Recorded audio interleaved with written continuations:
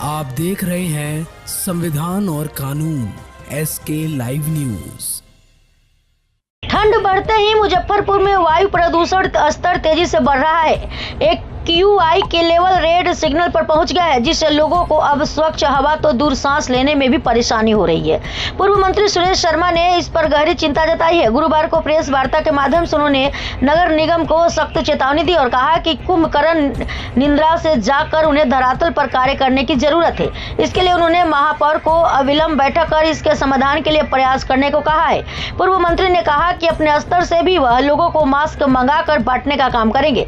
साथ उन्होंने कई सुझाव भी दिए हैं। आम लोगों के साथ सामाजिक लोगों को इस पर बढ़ चढ़ कर कार्य करने की जरूरत बताई है। उन्होंने कहा कि जहां भी न्याय निर्माण हो रहा है, निर्माण स्थल को अगर ढक कर काम किया जाए तो प्रदूषण का स्तर कम होगा।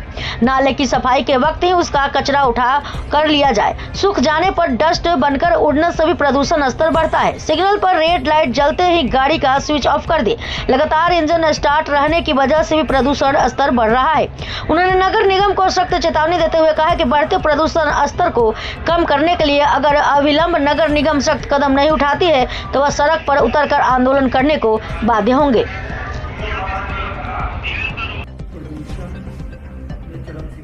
बिहार के सभी जिलों आखिर क्या कारण है और निगम इस पे सुस्त क्यों? देखिए, मुजफ्फरपुर एक बड़ा शहर पटना के बाद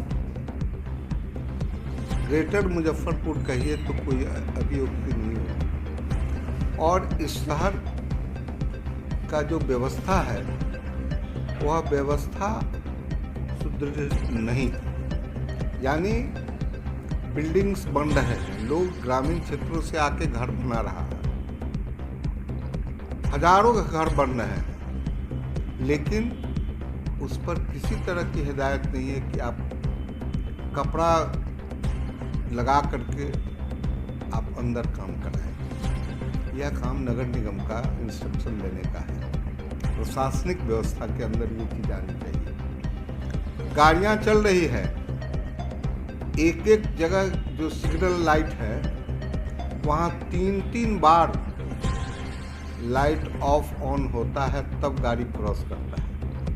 इसके अंदर हाफ एन आवर यानी 15 मिनट गाड़ी वहाँ पर स्मोकिंग करते रहता है।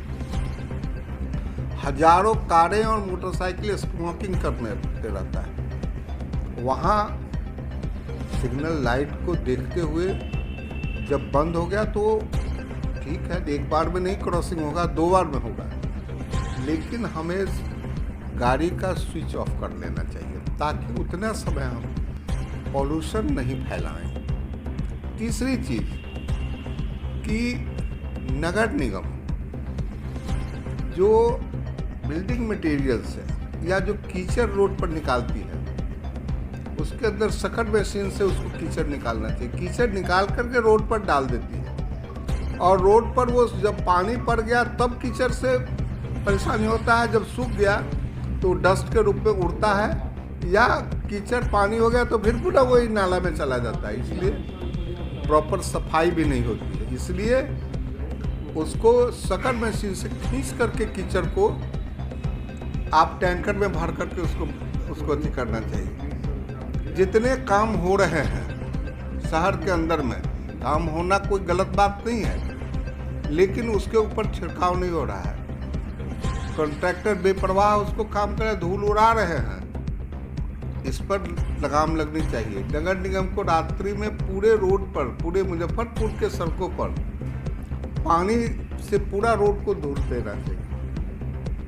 वो जो स्प्रे मशीन आया है, वो यहाँ मशीन जो आया है, उस मशीन को पूरे शहर में घुमाना चाहिए, दिन में 2-2, 3-3 बार। इस तरह की कार्रवाई नगर निगम से अपेक्षित है, जो नहीं हो रहा। खाना पूर्ति हो रहा है, खाना पूर्ति से इसका इलाज नहीं होगा। और मुजफ्फरपुर पूरे भारतवर्ष में दिल्ली के समकक्ष यहाँ का AQI है। आप सोच सकते हैं कि यहाँ की जनता को इस अवेयरनेस प्रोग्राम के लिए नगर निगम को प्रचारित करना चाहिए, माइकिंग कराना चाहिए। मीडिया से बैठकर के इस बात को कहना चाहिए, क्योंकि ये केवल नगर निगम नहीं, इसमें सामाजिक तौर से भी लोगों को लगना पड़ेगा।